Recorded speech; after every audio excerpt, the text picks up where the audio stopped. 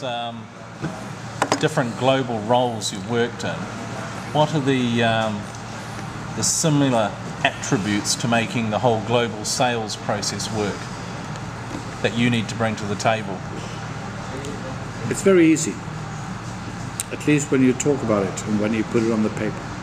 It is to have a firm process in place that coordinates all the local aspects of your business. And then it is, of course, to have people locally with their knowledge in their individual business.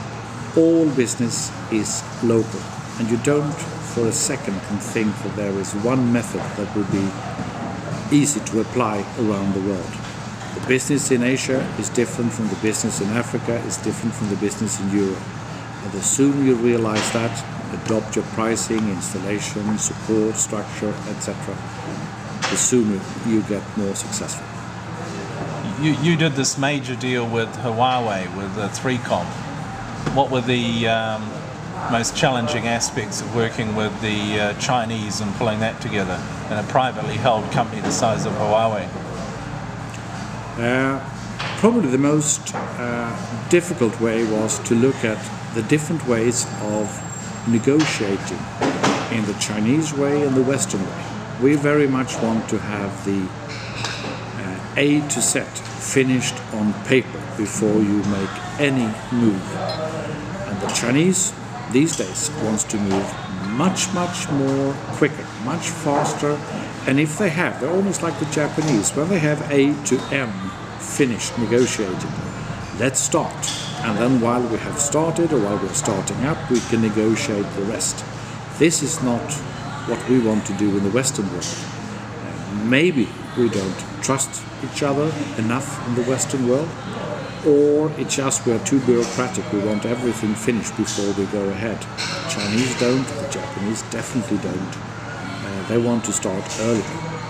My thinking is that saves time, and it also builds true partnership, and it builds it out of working together, not just having a legally bound paper together. And you're a Swede as in terms of origin. Do you think that brings you some advantage in terms of international negotiation? You're doing a large deal in Saudi now. Being a Swede, what are the characteristics that work for you and don't work for you in international negotiations? It's difficult. Whatever I say would almost offend somebody from another country. And I'm not saying that as a Swede you have any advantages. Wherever you come from, you have to look at what is the similarities, where can you bond with the people that you negotiate with. If I'm down in Japan, for instance, I try to emphasize our common love for raw fish and talk about how we both appreciate those things. That makes them more understandable about where I come from, what we like. When I go to Saudi, I want more to talk about what are their problems, what are their dilemmas today, what are they doing, and then going back to say we have similar problems where I come from. And if you do that and not just try to impose your static view of something into everybody else's society, I think that gives you and brings you much closer to the people that you are dealing with, negotiating with. So from my point of view, if you want to make it easy, be humble, try to understand their dilemmas, their standpoint. And don't give up on your own morals and your own standpoints and viewpoints, but try to understand and try to find ways out of what they have said where you can bring them as close as possible. You've worked in now large American multinationals and you've done startups. What do you think's the most fun, or do you think there's a mix in both of them that works? There's a mix that works on all of these. You're in a big company, you have the background, you have the pedigree, you have the name, you also have the red tape, you have the bureaucracy. You're in a small company, you're fighting, you're unknown, but you also have a much shorter lead time. Very often makes all the decisions by yourself, and they both have their attractions.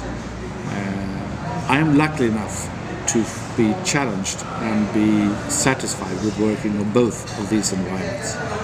Some people working for me, I notice, are purely thriving in an entrepreneurial environment.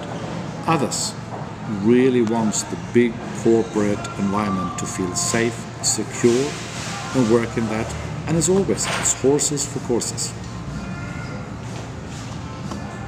Okay, in terms of food, you get to experience all these international cuisines along the way.